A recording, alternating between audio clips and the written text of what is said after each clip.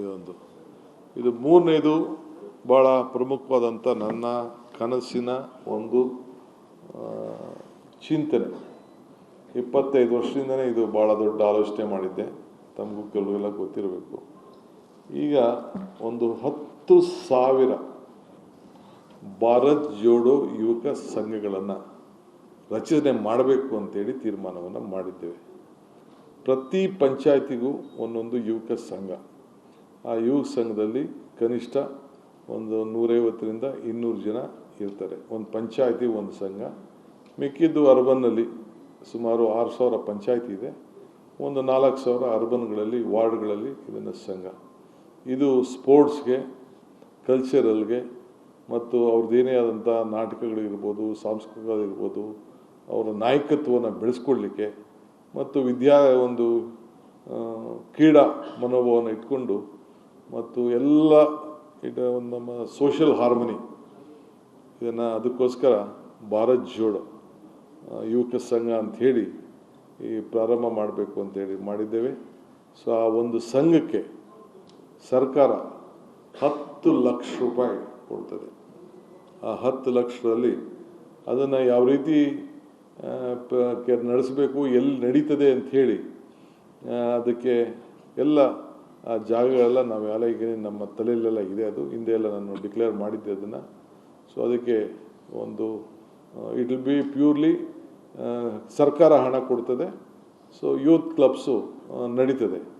So ಅವರೆಲ್ಲ ಸಂಘಟನೆ ಆಗಿ ಅವರು ಆದಷ್ಟು ಬೇರೆ ಬೇರೆ ಚಟುವಟಿಕೆಗಳಿಗೆಲ್ಲ ಸ್ವಲ್ಪ ಹೋಗದೆ, ಸೊ ಈ ಆಟ ಪಾಠಗಳು ಮತ್ತು ನಮ್ಮ ಕಲ್ಚರ್ ಏನಿದೆ, ನಮ್ಮ ಇತಿಹಾಸ ಏನಿದೆ, ಅವೆಲ್ಲ ಕೂಡ ಅವ್ರ ಹತ್ರಲ್ಲಿ ತೊಡಗಿಸ್ಕೊಳ್ಳಿ ಅನ್ನೋ ದೃಷ್ಟಿಯಿಂದ ಅವರ ನಾಯಕತ್ವವನ್ನು ಬೆಳೆಸ್ಕೊಳ್ಳಿ ಮತ್ತು ವಿಶೇಷವಾಗಿ ಅವರ ಏನೋ ಒಂದು ಗುಣಗಳಿದೆ, ಯಾವುದೇ ಕಲೆಯಲ್ಲಿರ್ಬೋದು, ಎಲ್ಲದರಲ್ಲೂ ಕೂಡ ಅವರಿಗೆ ಒಂದು ಅವಕಾಶವನ್ನು ಮಾಡಿಕೊಡ್ಬೇಕು ಅನ್ನೋ ದೃಷ್ಟಿಯಿಂದ ಈ ರೀತಿ ಅವರ ಪ್ರತಿಭೆಗಳನ್ನು ಗುರುಸುವಂಥ ಅವಕಾಶ ಕೂಡ ಆಗಲಿ ಅನ್ನೋ ದೃಷ್ಟಿಯಿಂದ ಈ ಭಾರತ್ ಜೋಡೋ ಯುವಕ ಸಂಘ 10,000 ಸಂಘಗಳನ್ನು ರಚನೆ ಮಾಡಲಿಕ್ಕೆ ತೀರ್ಮಾನವನ್ನು ಮಾಡಿದ್ದೇವೆ.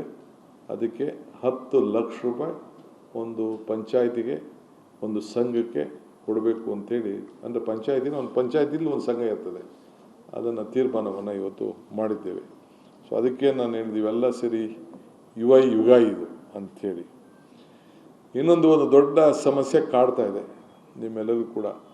ಭಾಳ ಜನಕ್ಕೆ ಬೆಂಗಳೂರು ನಗರದಲ್ಲಿ, ಹೊರಗಡೆ ಹಳ್ಳಿಲೆಲ್ಲ ನಮಗೆ ಕರೆಂಟ್ಗೆ ಈ ಸುಪ್ರೀಂ ಕೋರ್ಟು ಜಡ್ಜ್ಮೆಂಟ್ ಬಂದುಬಿಟ್ಟಿದೆ ಅಂತೇಳಿ ಭಾಳ ಬೇರೆ ಬೇರೆ ಸ್ಟೇಟಲ್ಲಿ ಕೆಲವು ಡಿಸಿಷನ್ಸ್ ತೊಗೊಳಕ್ಕಾಗ್ತಾಯಿಲ್ಲ. ನಾವು ತೊಗೊಳಕ್ಕಾಗಿಲ್ಲ. ನಾವು 8 ಸತಿ ಸಿದ್ದರಾಮಯ್ಯವ್ರ ಸಂಪುಟದಲ್ಲಿ ಚರ್ಚೆ ಮಾಡಿದೋ. ನಾನು ಕೂಡ ಬೆಂಗಳೂರು ನಗರದ ಜವಾಬ್ದಾರಿ ತೆಗೆದುಕೊಂಡು ನಾನು ಕೂಡ ಚರ್ಚೆ ಮಾಡಿದೆ. ಸೊ ಭಾಳ ವೆರಿ ಲಿಮಿಟೆಡ್ಗೆ ಹೋದೋ, ಬರೀ 30-40 ಕೊಟ್ಟು ನೋಡ್ದೋ. ಒಂದು 4 ಲಕ್ಷ ಅರ್ಜಿಗಳಿತ್ತು. ಇನ್ನೂ ಒಂದಷ್ಟು ಜನ ಎಲ್ಲ ಇದ್ದಾರೆ. ಸೊ ಅದಕ್ಕೆ ಏನಾದ್ರು ಮಾಡಿ ಬಗೆಹರಿಸ್ಬೇಕು ಅನ್ನೋದು ಕೂಡ ಇದೆ. ಇಡೀ ಹಳ್ಳಿಯಿಂದ ಎಲ್ಲ ಕೂಡ ಯಾರಿಗೂ ಹಳ್ಳಿಗಳಲ್ಲಿ ನೀರು ಸಿಗ್ತದೆ, ಕರೆಂಟ್ ಕೊಡ್ತಾಯಿಲ್ಲ. ಬೆಂಗಳೂರು ನಗರದಲ್ಲೂ ಕರೆಂಟ್ ಕೊಡ್ತಾಯಿಲ್ಲ. ಯಾಕೆಂದ್ರೆ ನಾವು OC ಇಲ್ಲ, CC ಇಲ್ಲದೆ ಯಾರು ಕೊಡೋಕ್ಕಾಗಲ್ಲ ಅನ್ನೋದು ಕೂಡ ಇದೆ. ಸೊ ಅದಕ್ಕೆ ಇವತ್ತು ಚರ್ಚೆ ಮಾಡಿದ್ದೇವೆ. ಸೊ ಅದಕ್ಕೆ 2,500 ಅಡಿವರೆಗೂ 2,500 ಅಡಿವರೆಗೂ ಒಂದು 20% ಆಚೆ ಈಚೆ ಇದ್ದರೂ ಕೂಡ 20% ಅದಕ್ಕೆ ಆಚೆ ಈಚೆ ಇದ್ದರೂ ಕೂಡ ಸೇರಿಸಿ ಒನ್ ಟೈಮ್ 31ನೇ ತಾರೀಕು, ಅಂದರೆ ಹೋದ ತಿಂಗಳು 31ನೇ ತಾರೀಕುವರೆಗೂ ಯಾರು ಕಟ್ಟಡಗಳನ್ನು ಕಟ್ಕೊಂಡಿದ್ದಾರೆ, ಅರ್ಜಿ ಹಾಕಿದ್ದಾರೆ, ಕಟ್ಕೊಂಡಿದ್ದಾರೆ ಅಂದರೆ ಈಗ ನಾನು ಅರ್ಜಿ ಹಾಕ್ಬಿಟ್ಟು ಕಟ್ಟಿದ್ದೀನಿ ಅಂತ ಏನೂ ಇಲ್ಲದೆ ಅರ್ಜಿ ಹಾಕ್ಕೊಡೋದು ಅಲ್ಲ. ಎಲ್ಲರದ್ದು ಫೋಟೋ ವಿಡಿಯೋ ಎಲ್ಲ ಮಾಡಿಸ್ತೀವಿ. ಓವರ್ನೈಟ್ ಯಾರು ಹಂಗೆ ಮಾಡೋಕ್ಕಾಗಲ್ಲ. So they have to apply with a proper photograph, videograph, ಅದೆಲ್ಲ ನಮ್ಮ ಲೋಕಲ್ ಬಾಡೀಸ್ಗೆ ಅದಕ್ಕೆಲ್ಲ ನಾವು ತಿಳಿಸ್ತೇವೆ. ಈ ಗ್ರಾಮ ಪಂಚಾಯತಿ ಇರ್ಬೋದು, ಮುನ್ಸಿಪಾಲ್ಟಿ ಇರ್ಬೋದು, ಕಾರ್ಪೊರೇಷನ್ ಇರ್ಬೋದು, GBA ಇರ್ಬೋದು, ಎಲ್ಲೇ ಆಗಲಿ. ಸೊ ಅದಕ್ಕೆ ಒಂದು ಅವಕಾಶವನ್ನು ಮಾಡಿಕೊಡ್ಬೇಕು ಅಂಥೇಳಿ ನಾವು ತೀರ್ಮಾನವನ್ನು ಮಾಡಿದ್ವಿ. ಏಕೆಂದರೆ ನೀರು ಕೊಡಬೇಕಾದ್ದು ನಮ್ಮ ಡ್ಯೂಟಿ. ಎಲೆಕ್ಟ್ರಿಸಿಟಿ ಕೆಲವೆಲ್ಲ ಟೆಂಪ್ರರಿ ಕಲೆಕ್ಷನ್ಸ್ ತೆಗೆದುಕೊಂಡಿದ್ದಾರೆ.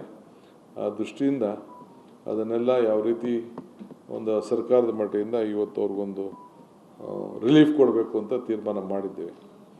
ಇದಲ್ಲದೆ B2A ಖಾತಾ ಅದು ಒಂದು ದೊಡ್ಡ ಸಮಸ್ಯೆ. ಬೆಂಗಳೂರು ನಗರದಲ್ಲಿ ಒಂದು ದೊಡ್ಡ ಆಂದೋಲನ ಟೈಪ್ ನಡೆಸ್ತಾ ಇದ್ದೀನಿ. ಇನ್ನು ಇದೇ ಟೈಮು. ಇದು ಇಡೀ ರಾಜ್ಯಕ್ಕೆ ವಿಸ್ತರಿಸಬೇಕು ಅಂತ ತೀರ್ಮಾನ ಮಾಡಿದ್ದೇವೆ. ಪಂಚಾಯತಿ ಇರ್ಬೋದು, ಮುನ್ಸಿಪಾಲ್ಟಿ ಇರ್ಬೋದು, ಕಾರ್ಪೊರೇಷನ್ ಇರ್ಬೋದು, ಇಡೀ ರಾಜ್ಯಕ್ಕೆ. ಸೊ ಎಲ್ಲ all are eligible properties, rural and herbal, ಅವರೆಲ್ಲರೂ ಕೂಡ ಅದನ್ನು ಮಾಡ್ಕೊಳ್ಳಿಕ್ಕೆ ಒಂದು ಅವಕಾಶನ ಮಾಡಿ ಅವರ ದಾಖಲೆಗಳನ್ನು, ಯಾಕೆಂದರೆ ನಮ್ಮದು ಭೂ ಗ್ಯಾರಂಟಿ 6ನೇ ಗ್ಯಾರಂಟಿ, ಭೂ ಗ್ಯಾರಂಟಿ 6ನೇ ಗ್ಯಾರಂಟಿ. ಸೊ ಅದಕ್ಕೆ ಗ್ಯಾರಂಟಿನ ನಾವು ಅವ್ರ ಆಸ್ತಿಗಳು ಪಾಪ ಅವರೇ ಕಟ್ಕೊಂಡಿದ್ದಾರೆ, ನಮ್ಮದೆಲ್ಲ ಆಸ್ತಿ, ಅವ್ರದ್ದು ದುಡ್ಡು ಕೊಟ್ಟಿರೋದು. ಅದಕ್ಕೆ ನಾವು ಸರಿಯಾದ ರೀತಿ ದಾಖಲೆ ಮಾಡಿಕೊಟ್ಟು ಅವರ ಮುಂದಿನ ಪೀಳಿಗೆಗೆ ಒಂದು ಬ್ಯಾಂಕ್ ಲೋನ್ ತೆಗೆದುಕೊಳ್ಳಿಕ್ಕೆ, ಮತ್ತೊಂದಕ್ಕೆ, ಅವ್ರ ಮಕ್ಕಳಿಗೆ ಹಂಚಲಿಕ್ಕೆ, ಇನ್ನೊಂದಕ್ಕೆ, ಏನೇ ಆಗಲಿ ಮಾಡಲಿಕ್ಕೆ ಅದಾಗಬೇಕು ಅಂತೇಳಿ ತೀರ್ಮಾನವನ್ನು ಮಾಡಿದ್ದೇವೆ. ಇದೊಂದು ಭಾಳ ವಿಚಾರ. 6ನೇದು 6th ಡಿಸಿಷನ್, ಬೆಂಗಳೂರು ನಗರಕ್ಕೆ ಸಂಬಂಧಪಟ್ಟಂಗೆ ನೀವೆಲ್ಲ ಭಾಳ ಟೀಕೆ ಮಾಡ್ತಾ ಇರ್ತೀರಿ. ನಾವು ಎಷ್ಟೇ ಮಾಡಿದ್ರು ಎಷ್ಟೇ ಸಾಲದು. ಅದಕ್ಕೆ ಅರ್ಬನ್ ಇನ್ಫ್ರಾಸ್ಟ್ರಕ್ಚರ್ಗೋಸ್ಕರ ರಸ್ತೆಗಳನ್ನು ಡಾಂಬರೀಕರಣ ಮಾಡಲಿಕ್ಕೆ, ಯಾಕೆಂದರೆ ಕೆಲವೆಲ್ಲ ನಮ್ಮ MLAಗಳು ಮೇಯ್ನ್ ರೋಡ್ ಕೊಟ್ಟಿದ್ದೀರಿ, ಇದನ್ನು ಹಾಕಿದ್ದೀರಿ, ನೀವು ಕಾಂಕ್ರೀಟ್ ಹಾಕ್ತಾಯಿದ್ದೀರಿ, ಮಧ್ಯ ರೋಡ್ಗಳೆಲ್ಲ ಹೋಗ್ಬಿಟ್ಟಿದೆ, ವಾರ್ಡ್ ರೋಡ್ ಹೋಗ್ಬಿಟ್ಟಿದೆ ಅಂತ ಕೂಡ ಹೇಳ್ತಾ ಇದ್ದಾರೆ ನನ್ನ ಹತ್ರ.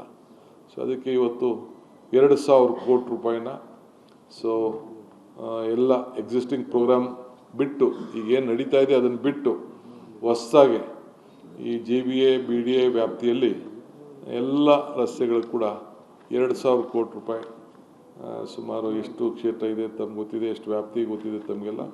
ಸೊ BDA ಏರಿಯಾನು ಸೇರಿ GBA ಏರಿಯಾನು ಸೇರಿ 2,000 ಕೋಟಿ ರೂಪಾಯಿನ ಬರೀ ರೋಡ್ಸ್ಗೆ ಇನ್ವೆಸ್ಟ್ಮೆಂಟ್ ಮಾಡಿ ಇನ್ನೊಂದು 3-4 ತಿಂಗಳಲ್ಲೇ ಅದಕ್ಕೆ ಮಾಡಬೇಕು ಅಂತೇಳಿ ಒಂದು ಡಿಸಿಷನ್ನ ನಾವು ತೆಗೆದುಕೊಂಡಿದ್ದೇವೆ.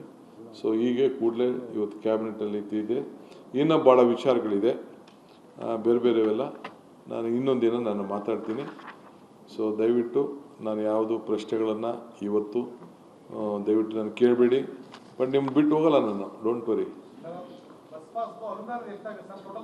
ನೋ, ನಾನು ಎಷ್ಟಾರಾಗಲಿ, ಎಷ್ಟು 1,000 ಕೋಟಿ ಯಾರಾಗಲಿ, we will face it, we will do it. ಅದೆಲ್ಲ ನಂಬರ್ಸ್ ಏನು ಕೇಳಕ್ಕೆ ಹೋಗಬೇಡಿ. ಎಷ್ಟು 1,000 ಆಗಲಿ ನಾವು ಮಾಡ್ತೀವಿ. ವಿದ್ಯಾರ್ಥಿಗಳು, ನಮ್ಮ ಮಕ್ಕಳವರು, ಅವ್ರಿಗೆ ಫ್ರೀ ಬಸ್, ಹೆಣ್ಮಕ್ಳಿರ್ಬೋದು ಗಂಡು ಮಕ್ಕಳಿರ್ಬೋದು, ಫ್ರೀ ಬಸ್ ಪಾಸನ್ನು ಕೊಡಬೇಕು ಅಂತ ತೀರ್ಮಾನ ಮಾಡಿದ್ವಿ. ಅಷ್ಟು ಮಾತ್ರ, ಮಿಕ್ಕಿದ ಎಲ್ಲ ವಿಚಾರಗಳನ್ನು